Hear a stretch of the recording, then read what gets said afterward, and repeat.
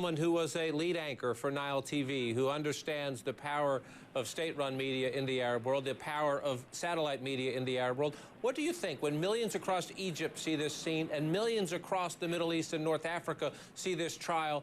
What impact do you think it will have at this time, obviously, of such great political uncertainty across the region? I'm sure it's going to send ripples across the region. People here are still reeling from shock at what they've seen, and I'm hoping that it sends a very strong message to leaders like Gaddafi in Libya and Assad in Syria. They should have taken the lesson when they saw Saddam Hussein come out of that hole in the ground, but they didn't.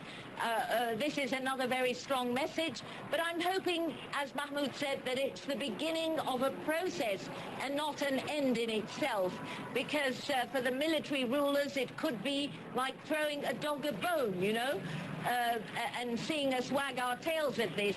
But this is just one positive thing, and we hope that reforms are next. Real reforms, not cosmetic ones. Here's the thing, John. Egypt is infectious. However Egypt goes, so does the region. For some reason, nobody can really understand. Now, there has been 2 trials before by people to the former regime heads, and one of them was Saddam Hussein, and that was done under the American occupation.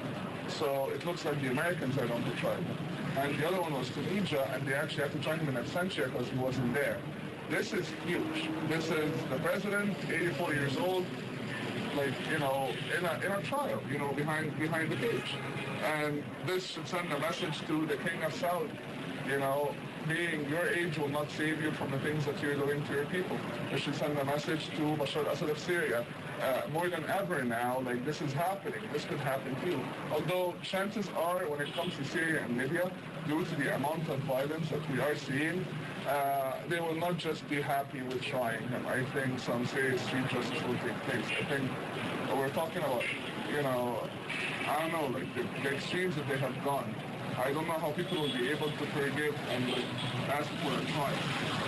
There have been a lot of conspiracy theories in recent months. Has Mubarak left the country? Has he passed away? Is he really in bad health, or is he faking his bad health to try to avoid the trial? A new one came up at the trial today. One of the lawyers for the victim said something that, at least to me, sounds quite extraordinary. Let's listen.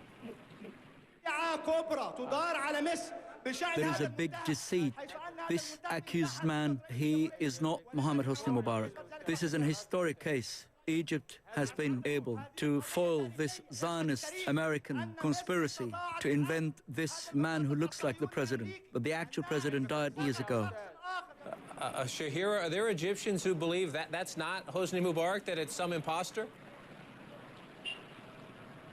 Most Egyptians find what they've seen today very hard to believe, and I think they're just very confused. They didn't expect this, and they're just trying to come to grips with it.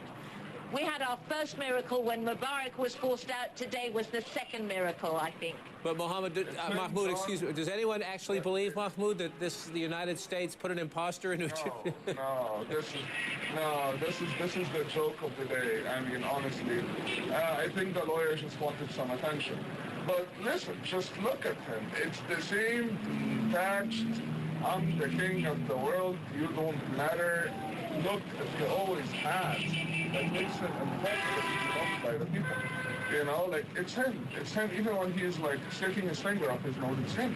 You know, he even walks into the trial holding his head like this, resting it on his 3 fingers, which is his signature move. I was awaiting him to wag his finger or something next, because if you look at all of his pictures, Mubarak, there's a lot of light. Mahmoud Salem, Shahira Amin, appreciate your insights on this historic day in Egypt. Thank you so much. Fascinating.